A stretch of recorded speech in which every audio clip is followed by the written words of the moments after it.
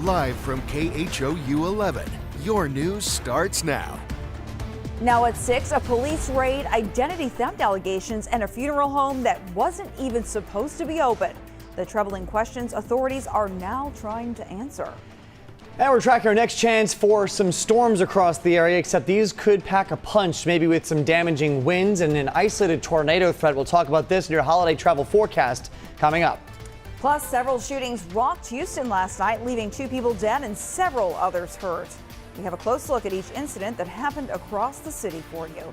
Thanks for being with us online this evening. I'm Cheryl Mercedes. Developing tonight, 2 men are dead after a shooting in Houston's Greater Inwood area.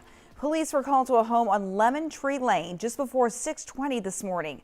Authorities have the suspect in custody, but they're still trying to figure out what led up to the shooting.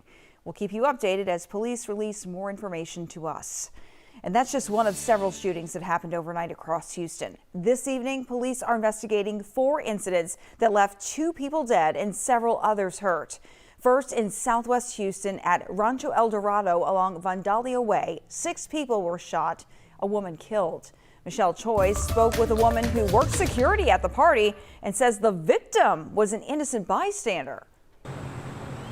Throughout the day, loved ones gathered outside Rancho El Dorado, an event venue and working ranch where Houston police say 6 people were shot overnight, including a woman who was killed. There was an argument between 2 individuals, possibly 3, which led to the shooting. We have 1 person detained who we believe at this time may be the person of interest. Brandy White, who works security at the event, says this happened just as a large trail riding party was wrapping up. Trail riding is about country folks' way of life. It's about actually enjoying something that they love, enjoying the music, just hanging out and having fun. But when they have events, people dump over in here because they think it's a big old party, and that's not what it is. She says the violence didn't come from the trail riding groups. I do this every weekend. I'm tired of trail riding and trail ride people getting a bad name behind people that trickle over to us. Brandy says a 64-year-old woman whose family asked we not share her name was killed in the shootout. Yes, this is a tragedy. And yes, a very sweet, loving woman passed behind a bullet that was not meant for her at all. She was an innocent bystander. An innocent bystander who was at her car fixing to leave. She says the 2 grew close working these events, a woman she describes as deeply caring. She would give you the shirt off her back. She would give you a meal that needed.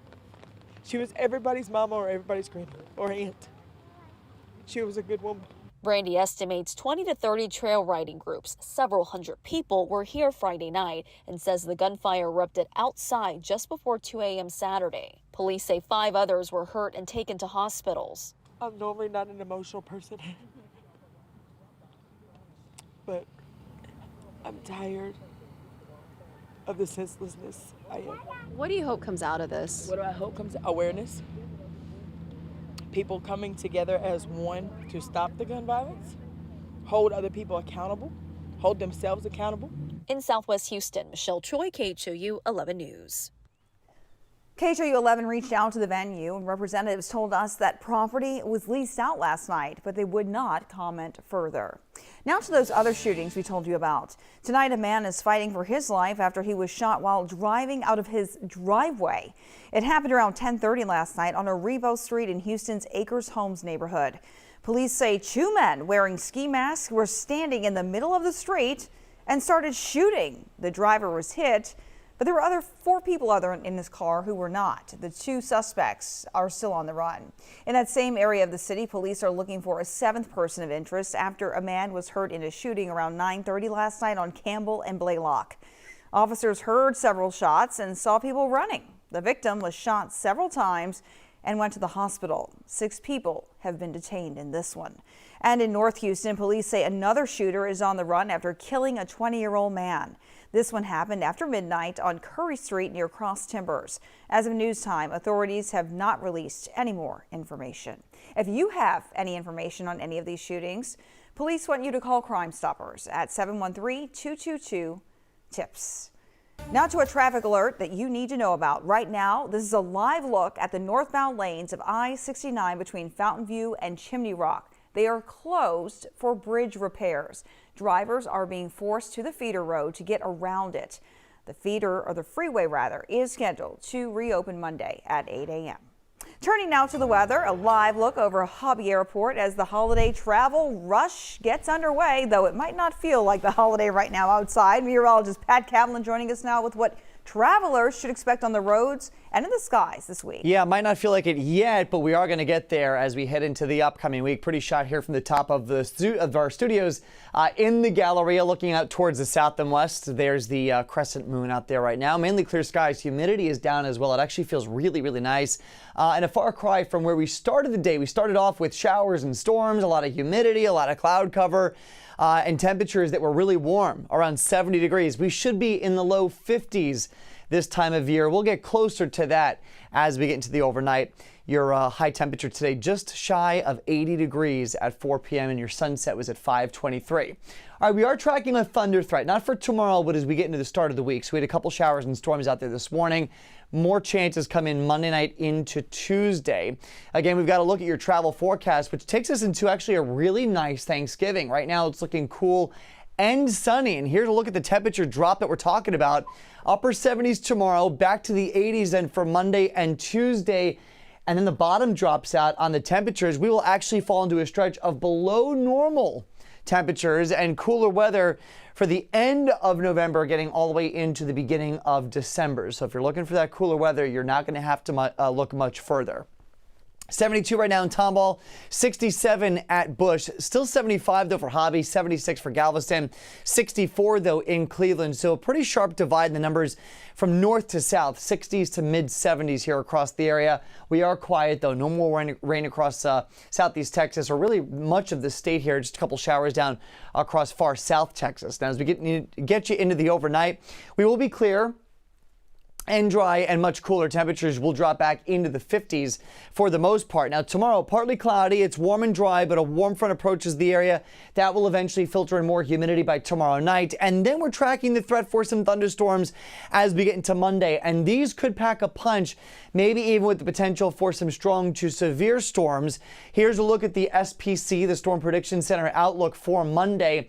Notice a good chunk of the area here highlighted in green. That's a threat level 1 out of 5, 5 being the highest.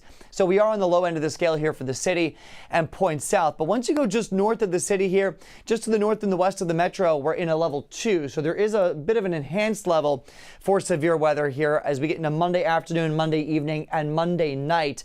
And again, the main threats here would be maybe a damaging wind gust or an isolated tornado threat. So here's future track for tomorrow. Again, a mix of sunshine and clouds. Will start the day with low humidity. We'll end the day, though, with more humidity as that warm front lifts across the area. And by Monday, it's warm, it's muggy, and maybe even a chance for a spot shower with mainly cloudy skies. As much of the day goes on, we are dry. But as the heating starts to get going and temperatures get into the mid 80s for high temperatures, a couple of spotty storms start to develop. And again, these are the storms that might turn feisty here towards the afternoon, into the evening, and even into the overnight. That's the cold front, our next cold front coming through late Monday night into very early Tuesday morning. That is offshore by sunrise Tuesday, and then we start to dry things out and clear things out. If you're traveling anywhere for tomorrow, weather looks good across the East Coast from New York down through Miami. Temperatures cool up north and then, of course, a little bit warmer down across Florida. Across the middle part of the country, 50s for Chicago. Again, more cloud cover across our area with temperatures in the 70s, maybe a shower chance for Dallas. And the next storm system that'll move in here Monday, spinning out towards the desert southwest. Finally, the West Coast, California looks good. Phoenix looks quiet as well. A couple extra clouds, maybe even some showers late in the day for Denver. And then again, some maybe unsettled weather as you get into the Pacific Northwest. Looking beyond tomorrow into the upcoming week, that storm system again brings us the chance for downpours and storms Monday evening. Better chances across the Metroplex. East Coast is quiet. West Coast is quiet as well. For Tuesday, West Coast remains quiet from California to Denver. Weather's beautiful. We look dry and quiet here in Texas. Maybe a shower chance for Chicago, but better rain chances now moving into the New York area, down through Atlanta, and then getting into the day on Wednesday, maybe some snow across the Intermountain West, showers for Seattle, but quiet weather through the middle of the country with cold and windy weather getting into the Great Lakes. For Thanksgiving itself, beautiful, 68 degrees. Tons of sunshine, 40s in the morning. So a bit of a brisk start, but a perfect day for us here across southeast Texas on Thursday. We have highlighted Monday as a day to watch, just with that storm chance, about a 40% chance during the day, higher chances for rain though at night. That's front number one. Front number two then will go through Tuesday night into Wednesday. That does not feature a thunder threat, but temperatures drop big time behind that. And we stay cool again getting into next weekend with maybe another shower chance arriving on Saturday. So all in all, Cheryl, Thanksgiving looking really, really nice, but we do have to get through a couple of storm chances as we get into the beginning of the week. All right, well, hang in there. Perfect, though, for Thanksgiving. Thanks, Pat. Tonight, we're learning more about a Houston funeral home that's under investigation right now for potential financial crimes and operating without a license. Houston police raided it yesterday after getting reports from several families claiming their loved ones' identities were stolen. This is at a community funeral home in 3rd Ward on Wheeler Avenue near Live Oak Street. That's where our Orko Mana is this evening. Orko, what more are you learning there tonight? Well, Cheryl, Texas Funeral Service Commission documents show that the license for this funeral home here behind me was revoked, so it shouldn't have even been operating. Houston police got a search warrant, and they say when they came to the property here yesterday, a service was happening inside. Now, HPD says that several families who used the funeral home reported to police that their deceased loved ones had their identities stolen, including for their credit cards and financial accounts. In addition to the financial crimes allegations, we've also learned through court records that the funeral home director was charged with forgery earlier this month. That stems from a case back in August when the funeral home director was charged with forging signatures to authorize construction on the property and to avoid eviction. We also obtained Texas Funeral Service Commission documents that show in March 2019, the funeral home had to pay $500 in penalties because of a purchase agreement for a family that was for an agreement that was not signed by the funeral director making the arrangements. Now, in terms of the current identity theft allegations, police tell us they took financial records and computers while executing the search warrant. They seized the evidence that they thought was pertinent to the investigation. Of course, this is financial crime. Those can be very in-depth investigations. You have to do basically an accounting investigation of where the money went and, what kind of records were used. So it could take a while to investigate exactly who was responsible for the identity theft. Police also say they found about 12 boxes of cremated remains that they're working to reunite with family. HPD says the funeral home owner was briefly detained, but then released pending further investigation. As of right now, no charges have been filed. And we've been trying to contact the funeral home owner several times over the past 24 hours. In fact, I just tried calling them a short time ago. We're still waiting to hear back. Reporting live from 3rd Ward tonight, Orko Mana, KHOU 11 News. Orko, an incredibly disturbing situation for these families who are already going through a tough time. I know you'll keep pushing for answers. Thank you. If you own a horse, Texas agriculture officials have a warning about an outbreak of a contagious virus that is affecting horses across the state. Here's what we know so far. Commissioner Sid Miller says equine herpes virus type 1 has been traced back to the recent World Championship barrel racing finals in Waco, which took place earlier this month. The warning has forced several horse arenas in the Houston area to close for the time being. The Greater Houston Hunter Jumper Association has canceled its Finish Line Horse Show set for November 29th and 30th in Katy. In Montgomery County, officials are closing the Magnolia Horse Arena and Willis AG area and all events scheduled there until further notice.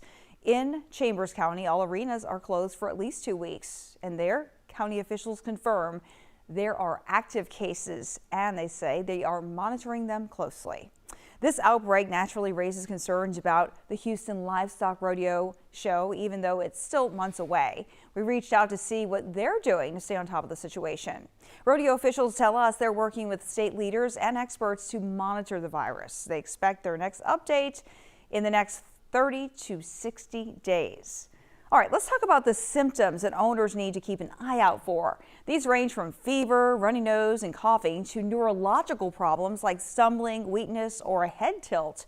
In pregnant mares, it may also lead to miscarriage. Catching the virus early is critical to the animal's recovery and preventing further spread. Here are some things you can do if you believe your horse may be infected. First, make sure you isolate it for at least 14 days and avoid travel. Next, be sure that you disinfect everything. We're talking floors, stalls, tack, buckets, grooming equipment. You know what they use. Anything they've shared or they've used have got to be cleaned. And finally, take your horse's temperature at least twice a day and call your vet immediately if you notice a fever, worsening symptoms, or anything else that might be off. You can find all of this information we just shared with you, by the way, and the latest updates on our website. That's KHOU.com. Thanksgiving is just 5 days away, and today several groups in the Houston area came together to help families put food on the table. From the Houston Dynamo and Dash teams to the Harris County Sheriff's Office, there was plenty of support, food, and joy to go around. At Dash FC headquarters, players distributed Thanksgiving meals and a week's worth of groceries to more than 250 families. And in South Houston, long lines of cars waited for up to 5 hours as more than 700 turkeys were handed out by Harris County Sheriff Ed Gonzalez and local organizations. Both of these events just prove a powerful reminder that many Houston families still need support this holiday season.